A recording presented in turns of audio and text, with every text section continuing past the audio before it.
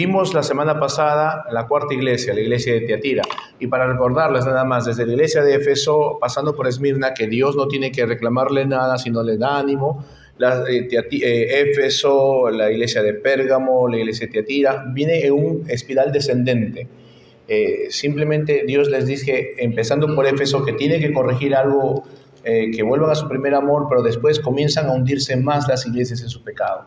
Y cuando llegamos a Tiatira, antes de esto, las iglesias que se mencionan en Apocalipsis capítulo 2, capítulo 3, son iglesias reales, no son simbolismos, no representan a alguien, simplemente existió esa iglesia, existió en esa ciudad. Y sí, esto que pasa en cada iglesia es lo que pasa y ha pasado a través de los siglos en las iglesias, pasa actualmente.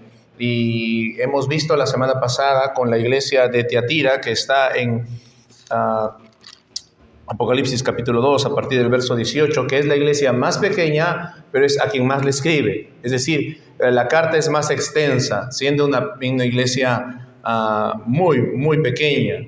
Y lo que es significativo y es lo más triste es cómo las iglesias lidian con el pecado. Vimos esto, que ¿cuál es la primera ordenanza que se menciona en la Biblia acerca de la iglesia? A la iglesia, ¿cuál es la primera ordenanza? Tal vez muchos creemos a ser discípulos, es lo primero que se menciona. No, la primera mención que se hace de la iglesia es cuando Jesús le dice a Pedro, edificaré mi iglesia sobre esta roca y las puertas del Hades no van a prevalecer sobre ella. Pero eso no es una ordenanza, es una afirmación. La primera ordenanza que se tiene que hacer y es dada a la iglesia no es ser discípulos, eso lo encontramos después. La primera que encontramos en Mateo capítulo 18 es que confrontar el pecado. Si tu hermano peca contra ti, ve y habla con tu hermano. Si se arrepiente, los ganados. Si no, lleva 2 testigos. Si no, llévalo a la iglesia. Y si no se arrepiente delante de la iglesia, tenlo por gentil publicano. Habla de confrontar el pecado. Es la primera ordenanza. ¿Por qué? Porque como Efesios capítulo 5 lo vimos, hablando de la comparación entre el esposo, la esposa, Dios y la iglesia, dice que Dios murió en la cruz, ¿para qué? Para tener así una esposa que pura, santa, sin mancha, inmaculada. Eso es lo que quiere Dios de su iglesia, una iglesia pura, santa y sin mancha. Y para que esto se logre hay que obedecer el primer mandato, ordenanza de la iglesia, que es confrontar el pecado. Pero lo triste es que en Tiatira no se está haciendo eso. No es una iglesia intolerante al pecado. Y hicimos la comparación la semana pasada con la intolerancia a la lactosa. Cuando alguien es intolerante a la lactosa y toma leche sin deslactosarse, ¿qué sucede? Le da grura, le molesta, le fastidia, le incomoda, no está tranquilo, está ahí sufriendo. Así deberíamos ser nosotros intolerantes al pecado. Sufrir, estar intranquilos, pero la iglesia de Tiatira está de lo más normal, de lo más campante, por usar un término coloquial. Y eso sucede muchas veces hoy en día. Entonces, a pesar de que el Señor es directo con su iglesia, las iglesias de hoy en día, al igual que Tiatira, han desafiado la voluntad de Dios, han desafiado la voluntad del Señor. ¿En qué? En confrontar al pecado, porque lo han tolerado. Entonces, en el caso de Tiatira, estaban soportando que las falsas enseñanzas, estaban tolerando a una mujer que había, usurpado el liderazgo de los varones.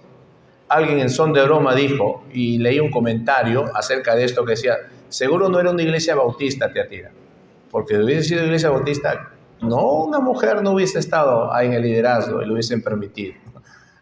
Es solamente un comentario que en son de broma, pienso yo que leí. Pero esta mujer está usurpando un lugar que no le corresponde. Segundo, está llevando a la congregación a pecar, a diferencia de las otras iglesias, a diferencia de Pérgamo, a diferencia de Éfeso, que la presión venía de afuera hacia adentro. Ellos tenían que soportar, al igual que Esmirna, que tenía que soportar. Lo triste es que Tiatira salía de adentro hacia afuera. O sea, no tenían que soportar nada de afuera, simplemente estaban adentro y convivían, y de adentro salía y emanaba el pecado y todo lo demás. Entonces, Tiatira estaba tolerando el pecado, las falsas enseñanzas, estaba tolerando el pecado sexual Tiatira, dentro de la iglesia. Entonces, no es que el pecado sexual lo hacían en la iglesia, sino que había personas que defendían esto. Entonces, no es solamente una tolerancia leve, por si acaso, una tolerancia fuerte, con muchos argumentos. Y la gravedad de todo esto lo vamos a ver en el verso 24 del capítulo 2, con la frase que el Señor esgrime, que dice en el capítulo 2, verso 24, dice, ellos llaman las profundidades de Satanás. ¡Wow! Habían logrado sumergirse profundamente en cosas satánicas.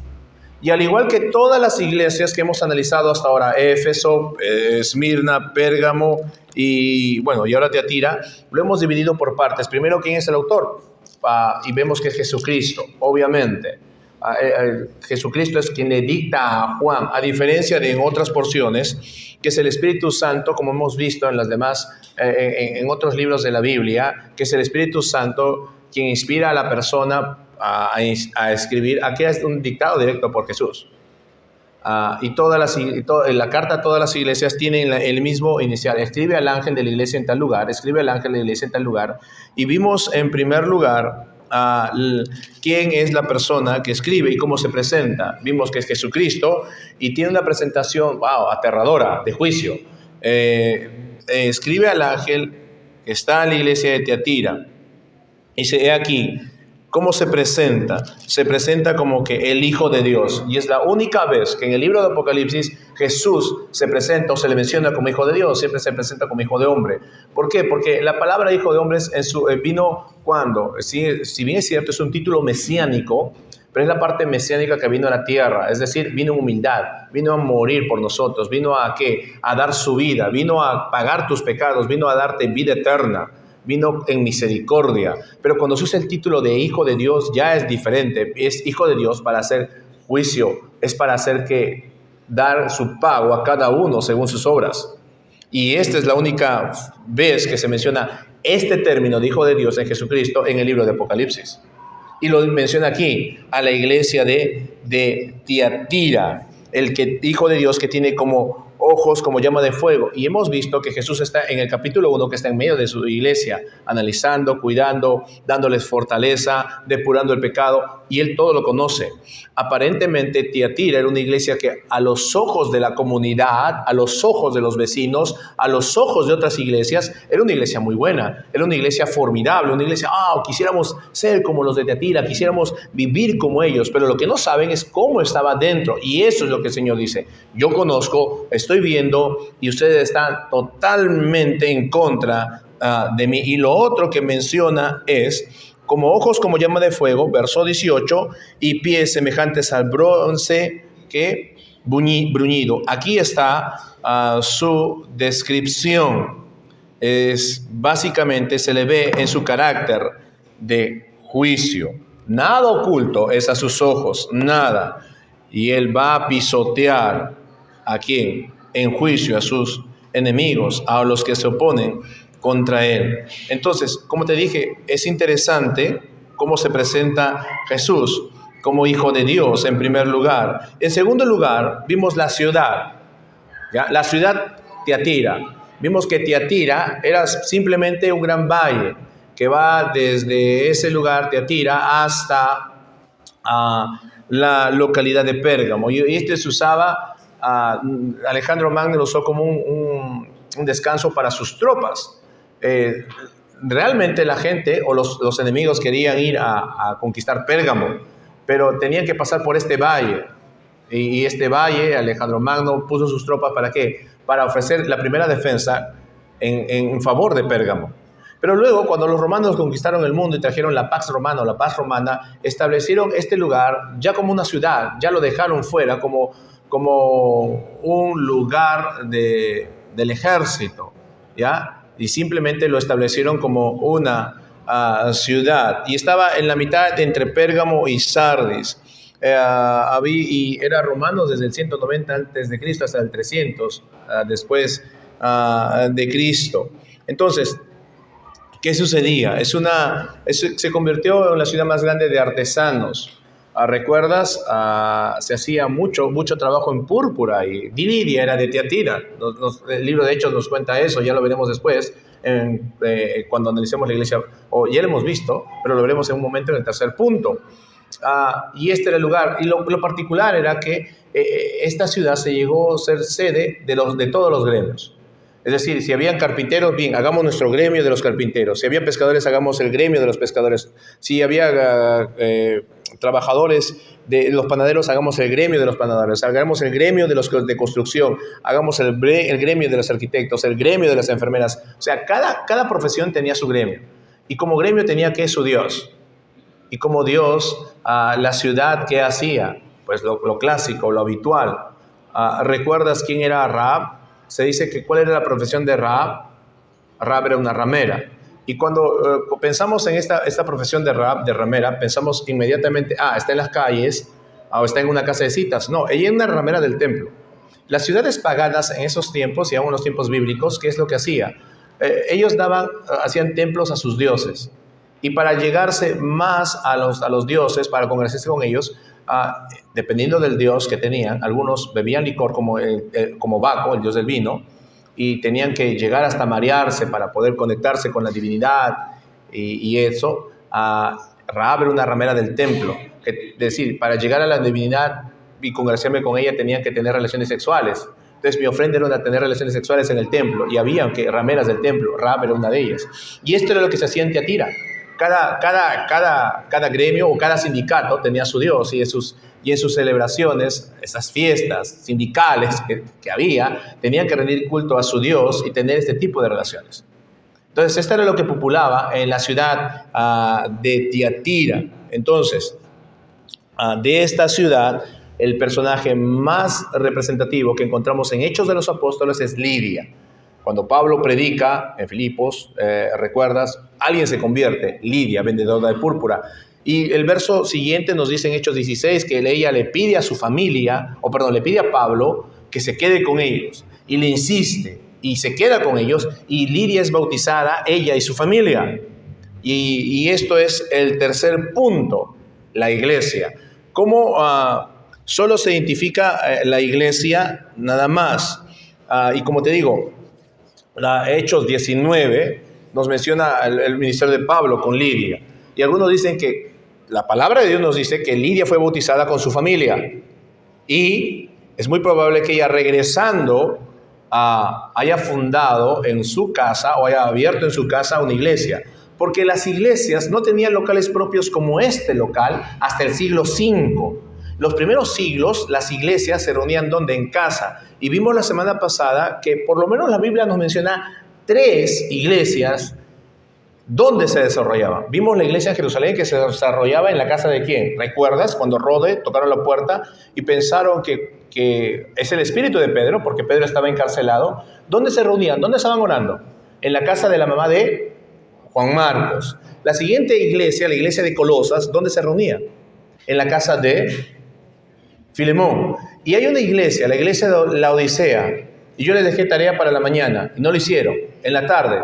Pero solamente una persona hizo su tarea. Me dijo, pastor, ¿es esta? No, sí. Lo único que no podría definirte si esta persona es hombre o mujer, porque en la gramática griega hay muchas veces que se usa para mencionar a un hombre y muchas veces que se menciona este nombre refiriéndose a una mujer. Es como decir nombres mixtos, algo así. Pero si esta persona, sea hombre o mujer, tenemos el nombre. ¿Y quién es? ¿Recuerdan? En la Odisea no hicieron su tarea. Solamente una señorita hizo su tarea. ¿La nombro? ¿Quién hizo su tarea?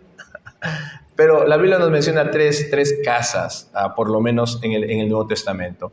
¿Y por qué les digo esto? Es muy probable que la iglesia, algunos mencionan esto, que la iglesia de Tiatira haya estado en la casa de Lidia, la verdadera de púrpura, a su regreso de la predicación del Evangelio. O también la otra opción es a través del ministerio de del apóstol Pablo. Cuando el apóstol Pablo se quedó en Éfeso, se quedó 3 años. Y dice que muchos venían porque Éfeso era una ciudad marítima y era muy importante. Y todos los que venían conocían el Evangelio y regresaban a sus ciudades, que era todo el Asia Menor, ya convertidos al Señor. Y es muy probable que esta sea la otra opción. Entonces, Hechos, como te digo, 16:15 nos cuenta que cuando esta mujer Lidia fue a Filipos, conoció el Evangelio. Puede ser que sí, puede ser que no. Pero, ¿qué es lo que sucede dentro de la iglesia? Y es lo que vimos. Esta iglesia no fue amenazada desde el exterior, como Pérgamo, o como Esmirna, o como Éfeso.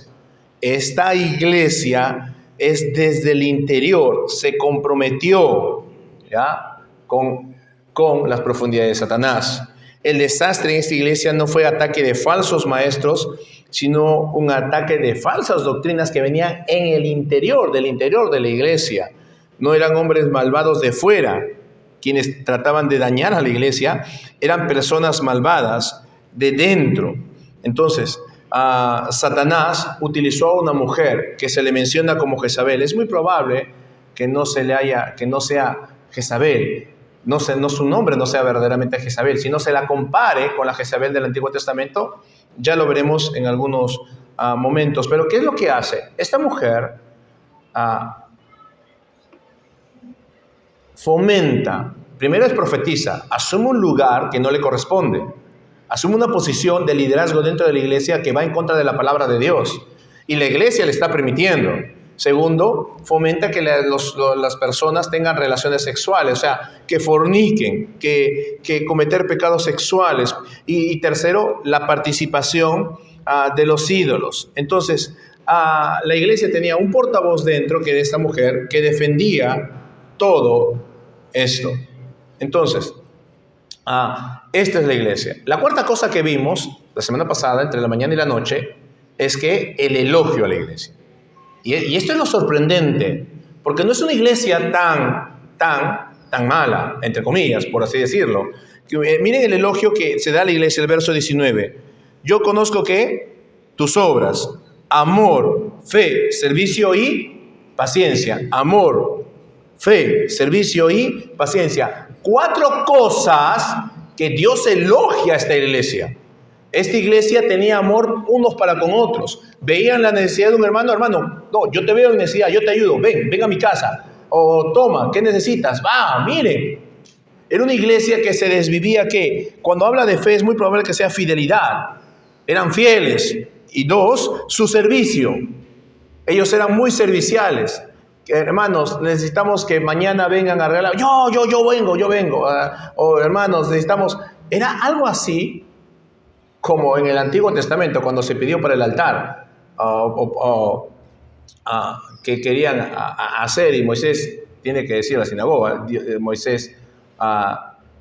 altar, Moisés tiene que decir, ¿sabe que ya no traigan más ya? El tabernáculo, ya no tienen que traer más, ya, cánsense, ya, paren, hay demasiado, ¿qué vamos a hacer con lo que nos sobra? ¿Qué traían? Oro, plata, cosas de gran valor para la obra.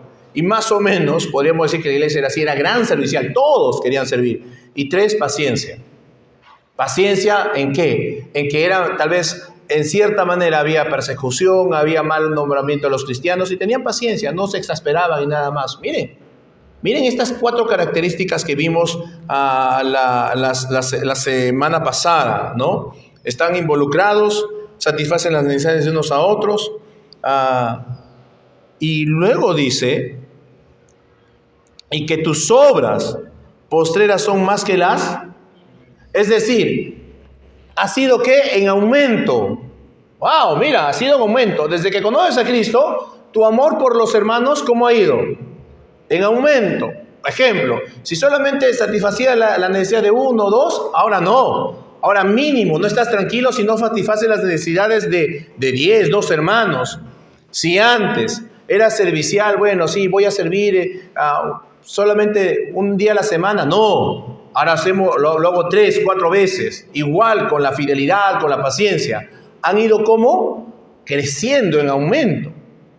Cosa que, a diferencia de ¿quién? De Éfeso, ¿qué pasó? Su primer amor decreció. Con esta iglesia, con Tiatira, fue todo lo revés. su amor o sus obras, sus acciones, fueron ¿qué? Creciendo. Su amor ¿qué? Fue creciendo. Es decir, sus obras fueron en mayor número. Entonces, miren lo que Dios habla de esta iglesia. Pero ¿cuál es el problema? Vimos esto.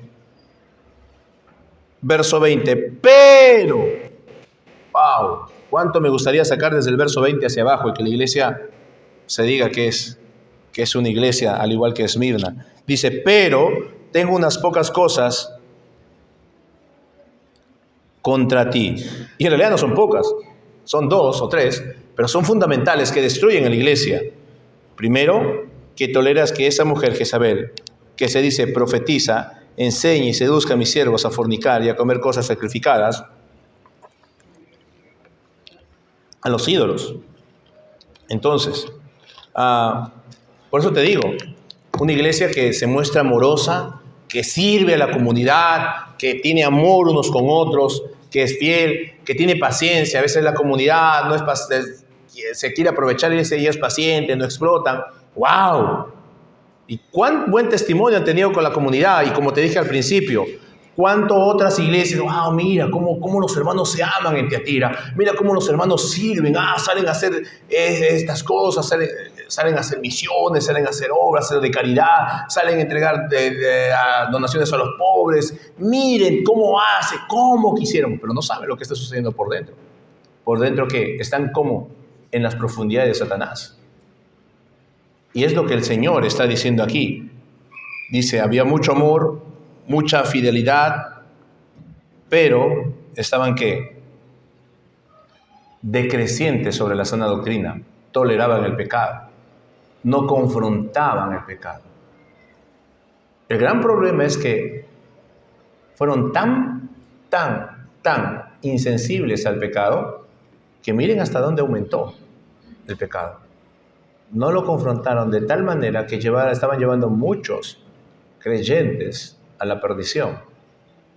Sí, y eso vamos a verlo. Ahora sí, estos 4 primeros puntos era para entrar en contexto de lo que vimos la semana pasada, tanto en la mañana como en la noche.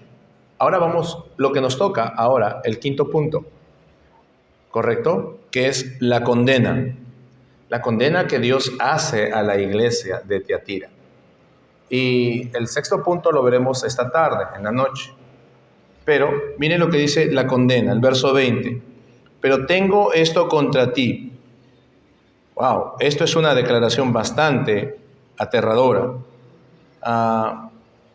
Si hay algo aterrador, es recibir una carta del mismo Señor que te diga, tengo algo contra ti, ¿ya? Esta es una iglesia que puso el nombre de Jesucristo, es una iglesia que afirmaba estar identificada con Él, una iglesia que decía compartir su amor, ser fiel a su evangelio, una iglesia que se esforzaba por servirlo, una iglesia que se esmeraba por preservar su bien. Era una iglesia de Jesucristo, como te dije, una iglesia que ellos creían que estaban bien, y luego llega la carta, la abren, alguien la lee, porque esto es literal, se hizo así, dice, de parte de Dios, de parte de Jesús, de parte de nuestro Señor, dice que tiene algunas cosas contra nosotros. Imagínate la iglesia, pero nosotros pensamos que estamos andando bien, pero nosotros pensamos que estamos sirviendo bien, nosotros pensamos que estamos trabajando bien, pero el mismo Señor te dice, tengo algo contra ti. Wow, esto debe haber sido, como les dije, muy aterrador. Y cuando comienzan a leer la carta, dice, ¿qué eso es lo que tengo contra ti? Que toleras a la mujer Jezabel, que se llama a sí misma profetiza, y ella enseña a mis siervos a que enseñe y seduzca a mis siervos a fornicar y a comer cosas sacrificadas a los ídolos. Por eso estoy en contra de esta iglesia. Tienes a esta mujer y ¿qué? Y la toleras. No haces nada. Simplemente no confrontas el pecado. Estás ahí tranquilo, estás ahí sin levantar un ápice en contra de lo que ella está haciendo. Y no solamente eso, Para que ella lo haga, le estás dando ¿qué? Cabida. Estás permitiendo que asuma un liderazgo que no le corresponde. Estás permitiendo que enseñe doctrina errada. Y tú no haces ¿qué? Nada. Te dije, no creo que su nombre sea Jezabel. Jezabel era una forma ¿qué? De identificarla. ¿Ya? Era una forma de identificarla. Nada más. Es como más o menos. Algunas veces llamamos de alguna manera a alguien. Te doy el ejemplo. Por ejemplo, si alguien, no sé, jugara buen fútbol, él es el Messi de Maranata. Claro que no lo hay, ¿no? Pero si jugara bien, por si acaso, ¿ya? Entonces, más o menos así, Dios utiliza a una mujer del Antiguo Testamento perversa, ¿para qué? Para decir, está haciendo lo mismo que ella. En el Antiguo Testamento es que Jezabel era una mujer que llevó a su pueblo Israel a cometer todo tipo de pecados sexuales y adorar a ídolos. Esta mujer es identificada como Jezabel de la iglesia. Ella dice que llevó a los creyentes, miren lo que dice, mira lo que dice el Señor, seduzca a quién, al final del verso 20, seduce a quién, a mis. Esa palabra siervos, te dije, la Reina Valera es muy diplomática en traducirla. Esa palabra siervos es doulos, significa esclavos, que significa pertenece a quién, a alguien. Lo que está diciendo, a los que me pertenecen, son creyentes. Alguien dice, wow, ¿a quién está llevando? Creyentes. Está llevando a verdaderos cristianos por el camino del error. Dice a mis siervos. ¿Quién lo dice? Jesús. Mis doulos, mis esclavos, a los que me pertenecen. Los está llevando por el camino del error. Ahora, de repente ahorita, ¡pling!, alguien en su mente dice, y con justa razón, ¿pueden los verdaderos cristianos cometer actos de inmoralidad? Los verdaderos cristianos. La respuesta es, por supuesto que puede.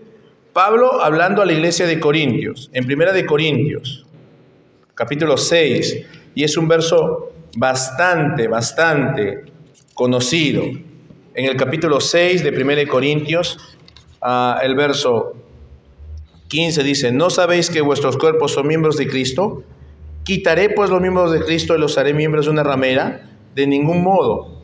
¿O sabéis que el que se une con una ramera es un cuerpo con ella?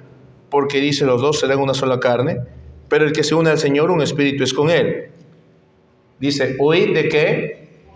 Wow, ¿a quién le dice?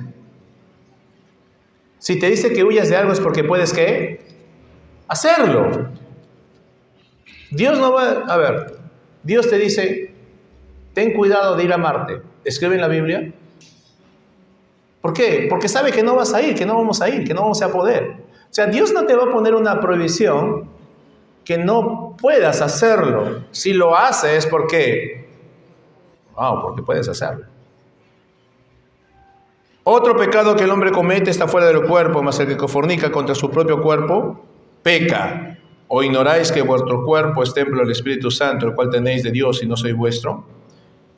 Miren todo lo que dice. ¿Huir de qué? De la fornicación. Huye. Miren. Por lo tanto, glorifica a Dios ¿en qué? En tu cuerpo. Es lo que Dios está diciendo, verso 20. Glorificad pues a Dios en vuestro cuerpo. Entonces, Dios les está diciendo a los cristianos, no cometan fornicación, porque es muy posible. ¿Pueden los cristianos también, la siguiente pregunta, terminar ofreciendo cosas a los ídolos? ¿Pueden ir ellos y hacer esto? ¿A hacer una ofrenda a las deidades? ¿O participar en alguna celebración de esa deidad? Por supuesto que pueden. Pablo también le dice a los corintios. O sea, parece que los corintios también hacían esto. Dice así en el capítulo 10, amonestaciones contra qué. la idolatría. Y básicamente, para que podamos entender esto, puedes venir a la mesa del Señor estando primero en la mesa de los demonios. Es lo que está diciendo el Señor en Corintios. ¿Podemos hacerlo? No, bajo ninguna circunstancia. Entonces los cristianos pueden hacerlo. La otra cosa es que no deberíamos hacerlo. Pero esta mujer, Jezabel, había logrado llevar a los verdaderos cristianos a ofrecer idolatría o fiesta a los ídolos y pervertirlos en el pecado sexual, y probablemente conectado a las orgías en cuanto se refiere a la fiesta a los ídolos. Como dije, cómo era esto, ¿no? Ofrecer sacrificio a alguien era a través muchas veces de las relaciones sexuales. Entonces, esta Jezabel ha cometido un pecado gravísimo, muy, muy grave. Mateo capítulo 18, para hablar acerca de lo que Jezabel ha cometido y cómo Dios va a arreglar cuentas con ella. Mateo capítulo 18, versos 6, tal vez un poquito antes.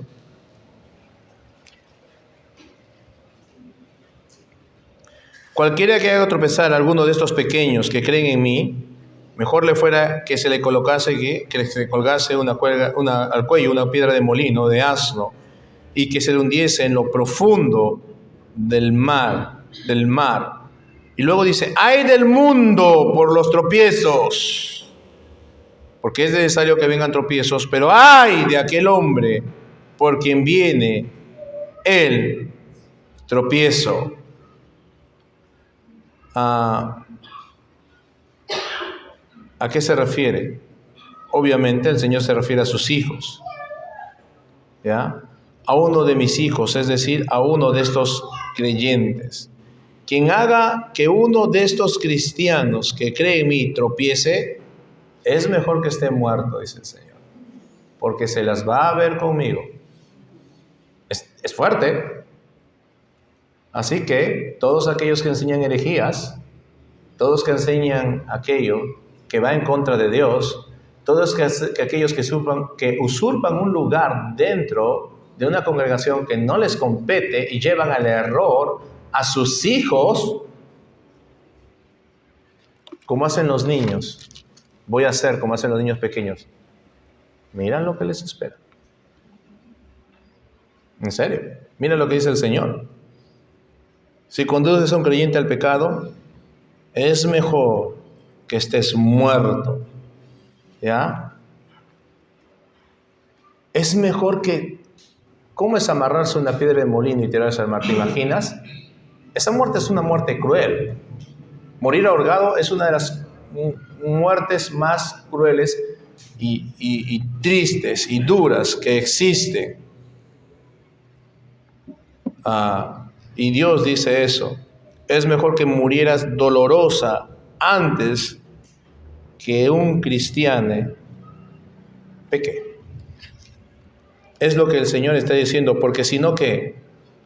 Vas a vértelas ¿con quién? Con el Señor.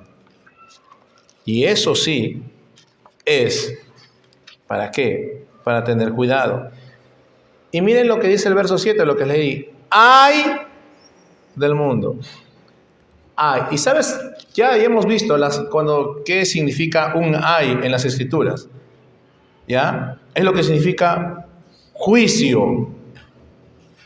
En pocas palabras, cada vez que el mundo hace algo para que un creyente peque, ay de él o ay de esa persona quien lo haga. El mundo que nos rodea está, hermanos, la sociedad que nos rodea, el mundo que nos rodea, bombardea con su suciedad. Música, medios de comunicación, ya sea por revistas, por Instagram, Facebook, TikTok, o por libros, películas, lo que sea. El mundo tolera el pecado y lo promueve en serio, por diferentes medios. Y cuando hace que un cristiano tropiece en esa promoción de pecado que hace, Dios recuerda quien causó esto, se las va a ver con él. Es mejor que tengas una muerte tortuosa antes que hagas caer a un creyente. Porque si no, te las vas a ver con el Señor. ¿Ya? Y luego los versos 8 y 9 del mismo capítulo de Mateo 18, es algo serio, muy, muy serio lo que dice el Señor. Dice, por tanto, si tu mano o tu pie te es ocasión de caer, córtala. Y creo que conocemos este verso. Es de mucha seriedad.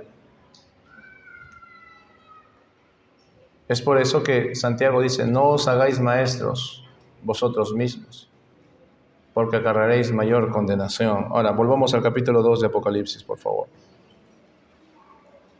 Ahora entendemos por qué Jesús dijo, tengo esto en tu contra. Estoy en tu contra porque estás tolerando a una mujer que está poniendo obstáculos a mis hijos, a mis doulos. ¿Ya? Dice,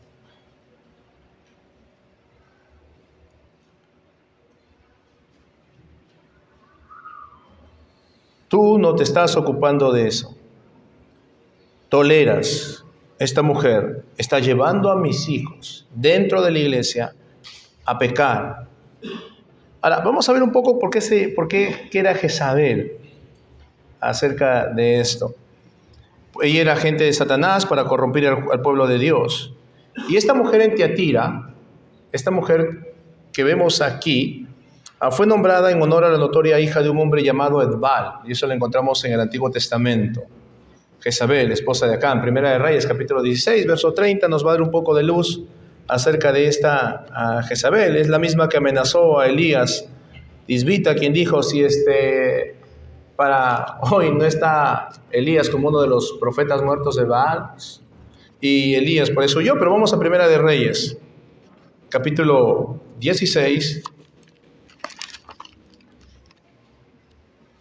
Y no pierdas Apocalipsis, por favor, deja una marca. Primera de Reyes, capítulo 16, verso 30. Dice así: y reinó Acab, hijo de hombre, sobre Israel en Samaria 22 años, y Acab, hijo de hombre, hizo lo malo ante los ojos de Jehová, más que todos los que reinaron antes que él. Porque le fue ligera cosa andar en los pecados de Jeroboam, hijo de Nabat, y tomó por mujer a Jezabel, hija de Ed-Baal, rey de los sidonios, y fue y sirvió a Baal y lo adoró, e hizo altar a Baal en el templo de Baal que edificó en Samaria. Hizo también Acab una imagen de acera, haciendo así Acab más que todos los reyes de Israel que reinaron antes que él, para provocar la ira de Jehová, Dios de Israel. Y lo extraño aquí es que le hizo una imagen acera, es una especie de hilo para una mujer, es un dios femenino. Pero Acab fue más malo, todos los reyes anteriores a él eran malos, pero Acab es la cúspide. Y dice, ¿por qué? Porque una de las cosas es que porque tomó a esta mujer Jezabel, menciona el nombre de su padre, pero dice la Biblia que lo hizo para provocar ¿a quién? A Dios. Este tipo era el peor de todos. Y lo que contribuyó a que fuera lo peor de todo es lo que encontramos también acerca de estos personajes en Segunda de Reyes, capítulo 9. Un poco más adelante, Segunda de Reyes, capítulo 9, verso 22, dice: cuando vio Joram a Jehú, dijo, ¿hay paz, Jehú? Y él respondió, ¿qué paz? Con las fornicaciones de Jezabel, tu madre, y sus muchas hechicerías. Miren, esta era una prostituta que adoraba ¿a quién? Con las fornicaciones de Jezabel, tu madre. ¡Wow! Miren, ella era una del templo, adoraba a Baal, era una bruja, era una mujer viciosa, malvada, pervertida, y trajo la adoración de Baal a la nación de Israel. ¿Recuerdas cuando Elías tiene que enfrentarse? ¿Cuántos profetas de Baal habían? 450. ¿Y cuántos profetas de Acera? 400. Y pensamos que solamente Elías se enfrentó a 450 de Baal. No, los de Aser estaban ahí, como decir los suplentes. ¿En qué momento entramos? Y todos ellos comían a la mesa ¿de quién? De Jezabel. Si lees todo el texto, dice que ellos comían a la mesa de Jezabel. Jezabel los alimentaba. ¿Para qué? Para promover su fornicación a todo el pueblo de Israel y la idolatría. Esto condenó Dios. Esto es lo que se enfrentó Elías. Y dijo, vamos hoy día a resolver quién es Dios. Y Elías demostró que 850 profetas falsos no podían estar en Israel. Y los mató, los degolló. Por eso es que Jezabel dijo, si Elías no está ahora, en la noche, tiene que estar así muerto. Y eso es lo que nos dice la Biblia.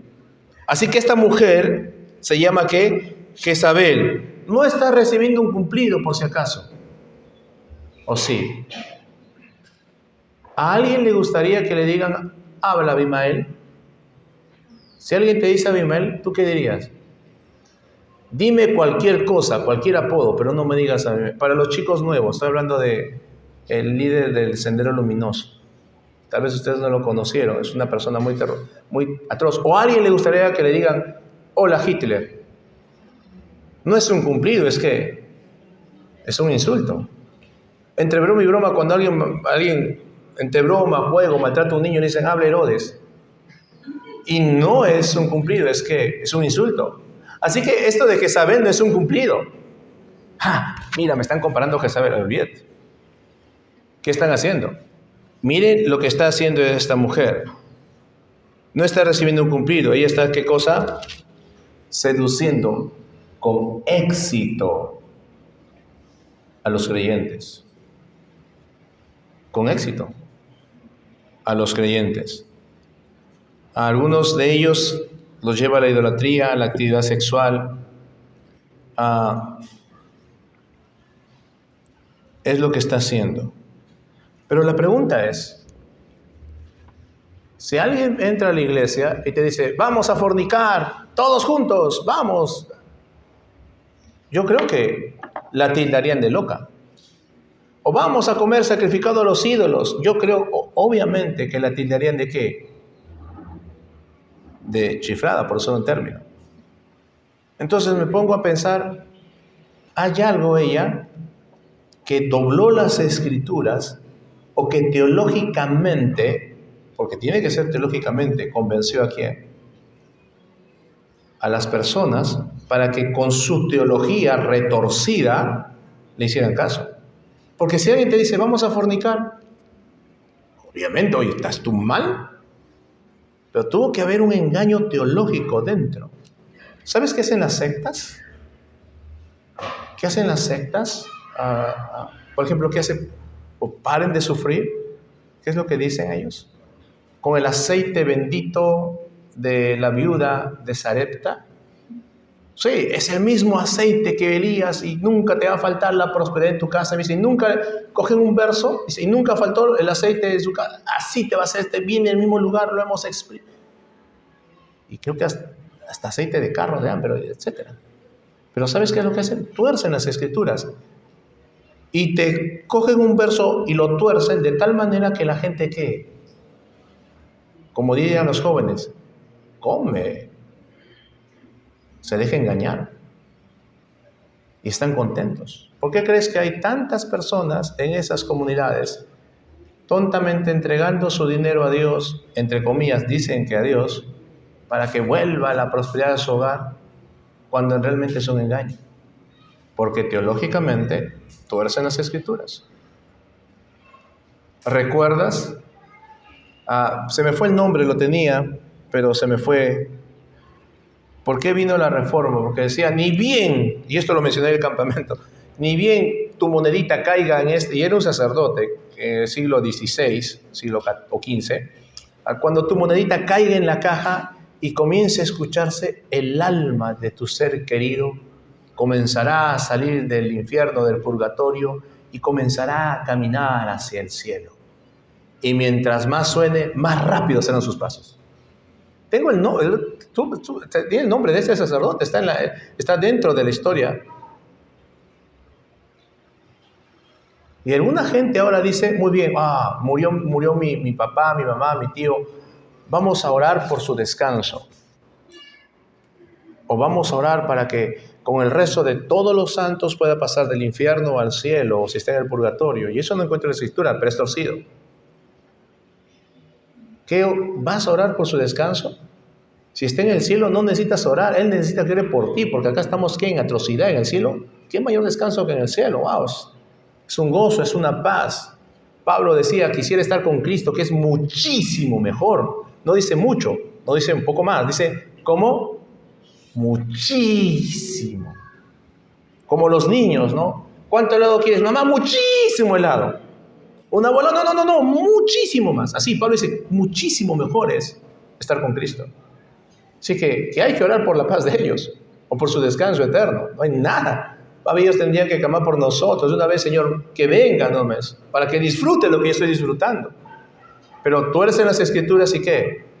Y te engañan. Y lo triste es que tienes que pagar por algo que es una mentira. Entonces me pongo a pensar, Jezabel no es simplemente que entró, se hizo miembro de la iglesia de Tiatira, la aceptaron, firmó su posición doctrinal y luego comenzó a decir, vamos a fornicar. No, algo. Y aquí la Biblia no nos dice, puedo argumentar muchas cosas conforme a lo que es Tiatira y los sindicatos que tenían que celebrar, y es muy probable que el dualismo, el gnosticismo que dice, bueno, el cuerpo es malo, el alma es buena, no importa lo que hagas con tu cuerpo, total va a ir acá al destierro, lo que debes cuidar es tu alma. Mira lo que dice la Biblia, tu espíritu, tu alma, el cuerpo ya no es tan importante, muchas cosas. Y decir, bueno, ¿qué dice la gracia? El que es salvo nunca va a perder su salvación, ¿o sí? No, la Biblia dice, ¿quién nos separará del amor de Dios? Así que no hay problema, hermano, puedes pecar. Y te conté la semana pasada que tengo un compañero en primaria, yo les dije, para resumir, teníamos que ir a la celebración de nuestra promoción de sexto, y dije, yo solamente llego, recojo mi esclava, recojo mi diploma, me tomo la foto con la profesora y me voy, yo no voy a estar en la fiesta, yo no voy a bailar, le dije. Y él respondió, y era de una iglesia cristiana, bautista de Barranco, ya no existe esa iglesia, y me dijo, pero si tú bailas no vas a perder tu salvación. Teológicamente es correcto, pero deshonra a Dios. Pablo dice, perseveraremos en el pecado para que la gracia abunde. Capítulo 6 de Romanos, de ninguna manera. Y todo Romanos está plagado de eso, que no vamos a permitir que porque estamos en la gracia, seguir pecando. Porque un hijo de Dios, ¿qué es lo que hace?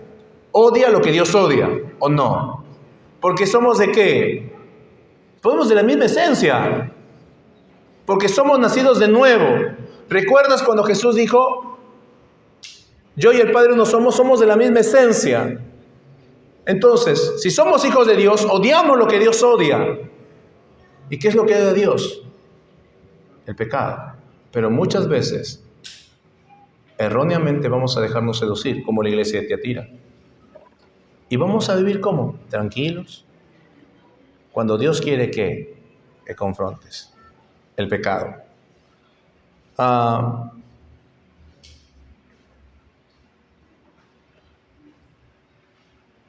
¿Cómo lo hizo? No sé, pero mira lo que hace. Segunda de Reyes, ya estoy terminando, porque tengo que, el resto vamos a tratarlo en la noche, capítulo 9 de Segunda de Reyes, verso 33, dice, y le echaron abajo, y ellos le echaron, y parte de su sangre salpicó en la pared y en los caballos, y él atropelló. Entró luego, después que comió y bebió, dijo, id ahora ved a aquella maldita y sepultarla, pues es hija de rey. Pero cuando fueron para sepultarla, no hallaron más que la calavera y los pies y las palmas de las manos, y volvieron y dijeron, y él dijo, esta es la palabra de Dios, la cual él habló por medio de su siervo Elías Tisbita, diciendo, en la heredad de Jezreel comerán los perros las carnes de Jezabel, y el cuerpo de Jezabel será como estiércol sobre la faz de la tierra en la heredad de Jezreel, de manera que nadie puede decir, esta es Jezabel. Muy bien. ¿Cómo murió esta mujer? Así murió Jezabel. Ahora, para empeorar las cosas, Apocalipsis 2 dice, ¿toleras a esta mujer que se dice profetiza? O sea, ella misma está diciendo, hermanos, yo yo soy profetisa del Señor. No soy profetisa de Satanás, porque si no una patada me hubiesen botado de la iglesia, eso es obvio. Ella dice que es profetisa.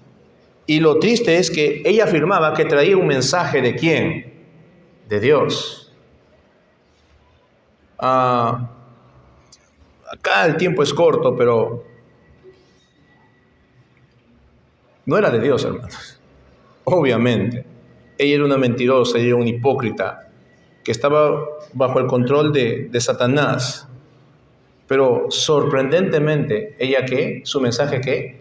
¿O su intención y su fin fue efectiva en la iglesia? Ella estaba enseñando y llevando a los cristianos por el mal camino. Y estaba involucrando en actividades inmorales. Pero aquí vemos la gracia del Señor. Es sorprendente, hermanos. La gracia de Dios, su misericordia no me deja de sorprender. Mira lo que dice el verso 21. Y le he dado tiempo para que se arrepienta. ¿Esto no es amable? ¿No te sorprende el amor de Dios? Hace que tropiecen sus hijos, hace que tropiecen sus siervos, en lugar de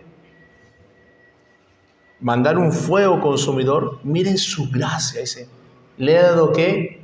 No dice oportunidad, tiempo, para que se arrepienta. Le he dado tiempo, pero ¿sabes cuál es la dureza de su corazón? Ella no quiere arrepentirse ella no quiere arrepentirse de su fornicación, de su inmoralidad. Eso es la gracia de Dios. Tú piensas que ahora sí, esto es el final, ya cierro mi Biblia para que... Sí, porque me dicen el final, pastor, ese cuento me lo sé después de 2 días y ya. Me he encontrado con gente, cuando he compartido el Evangelio, me dicen, sí, pero yo no creo que Dios me perdone, o sea, tú no sabes cómo es mi vida. Si tú conocieras mi vida, te levantarías y te correrías. Sí, algunas personas, es lo más grave que he escuchado, ¿no? Lo más fuerte, entre comillas, que me han querido decir. Otros me han dicho, tú no conoces mi vida. Otros me han dicho, sí, yo sé, pero por lo menos, yo soy pecador. Déjame por lo menos un par de días, un par de semanas, limpiarme un poco para acercarme a Dios, porque Dios no quiere verme así. Y así no puedo. Y obviamente, en su raciocinio errado, ellos piensan que tienen que estar limpios delante de Dios para venir ante Él. Los creyentes sí, los inconversos no, por si acaso. Y mira qué es lo que dice Dios. ¿Qué peor pecado que esta mujer que se le compara con Jezabel? Que enseña a sus hijos a que vayan y forniquen. Que enseña a que vayan a los ídolos. Que está destruyendo la iglesia. ¿Qué peor pecado con eso? Sin embargo, Dios dice, quiero que se arrepienta. ¿Cuál es la finalidad? Ya, arrepiéntete y vete. No, arrepiéntete y ven conmigo, sé mi hija. Wow. Yo no creo que en esta tierra, o por lo menos aquí, hay alguien que tenga peores pecados que Jezabel. Entonces, puedes venir delante de Dios y decirle, Dios, toma mi vida. Creyentes, ¿estamos permitiendo el pecado dentro de la iglesia? Que siempre he dicho, cada vez que hemos terminado las cartas, supongamos que haya una 8ª carta, vamos a suponernos, y le hayan dicho, Juan, espérate, no guardes la pluma, hay una carta Maranata de San Juan. Escribe, Juan. ¿Cómo empezaría la carta? ¿Qué de bueno diría de nosotros? Porque es quien escribe, dónde queda la localidad, cómo se fundó la iglesia. el elogio a la iglesia, el cuerpo de la carta, a la condenación a la iglesia y el resultado. Así estamos dividiendo las cartas. ¿Se nos condenaría en algo? ¿O seríamos como Esmirna, Filadelfia? ¿O estaríamos como quién? Pero ¿quién es la iglesia? No las paredes, somos nosotros. La iglesia eres tú. Por lo tanto, ¿qué tienes que hacer? Analizar tu vida. ¿Estamos andando como Dios quiere? ¿Estamos en la sana doctrina? ¿Estamos conociendo las Escrituras para, no, condenar el pecado? Y si tú has pecado, no importa el pecado que hayas cometido, Dios te da, dice, quiere que te arrepientas y vengas a Él. ¡Wow! Es un Dios amoroso. Humanamente esta mujer, no sé qué hubiese hecho. La atropellen, desaparezcan, la está dañando a la iglesia. Pero dice, no, quiero darle tiempo que se arrepienta. ¡Wow! Esa es la gracia de Dios. Analicemos nuestras vidas. ¿Cómo estamos delante de Dios? ¿Confrontamos el pecado o estamos permitiéndolo? ¿Quieres venir delante de Dios? Hazlo. No importa qué pecado hayas cometido. Él te escucha. Quiere hacerte su hijo. Lo único que tienes que es, ¿qué? Creer de todo corazón que Él murió por ti. Arrepentirte de tus pecados. Escucha, dice, yo quiero que se arrepiente. Es decir, deja de hacer lo que estás haciendo. Creer que Él murió por ti y resucitó. Tan sencillo como eso te convierte en hijo o hija de Dios. Cierra tus ojos en esta mañana. Vamos a orar.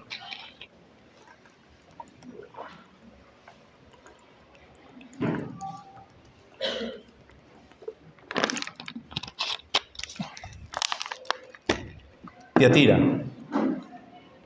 una iglesia en amor, aumentó el servicio, aumentó su fidelidad, aumentó su paciencia, pero disminuyó su doctrina, disminuyó su confrontar al pecado, porque se dejó seducir por alguien que no debía estar en el puesto que estaba, porque se dejó seducir teológicamente por engaños o una tergiversación de las Escrituras. Pero a pesar de ello, Dios le dijo, no, quiero que se arrepienta. Y es lo mismo que nos dice a nosotros, su palabra no ha cambiado.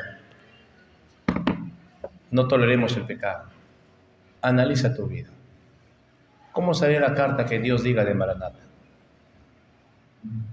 Y si tú no conoces a Cristo, no hay problema con cualquier pecado que hayas cometido. Ese no es el problema es que no quieras venir a Él. Él está otorgándote su gracia. Él quiere que te arrepientas, dejes de hacer ello, vengas a Él, creas que Él murió en la cruz por ti y resucitó. Tan sencillo como eso. Padre nuestro, te damos gracias. Ayúdanos a analizar nuestra vida. Dios, ayúdanos a no tolerar el pecado, a que seamos intolerantes. Porque Dios, debemos ser una iglesia santa, pura, sin mancha, porque tú la ganaste con tu muerte. Te pertenecemos. Oro por aquellos que no te conocen, puedan entender que no hay pecado que tú no perdones. Y no necesitan ser un poco más buenos, como argumentan, para recién venir a ti. No. Aún en medio de su maldad, tú estás ahí, queriéndoles otorgar tu gracia. Te amamos. Bendito seas en Cristo Jesús. Amén.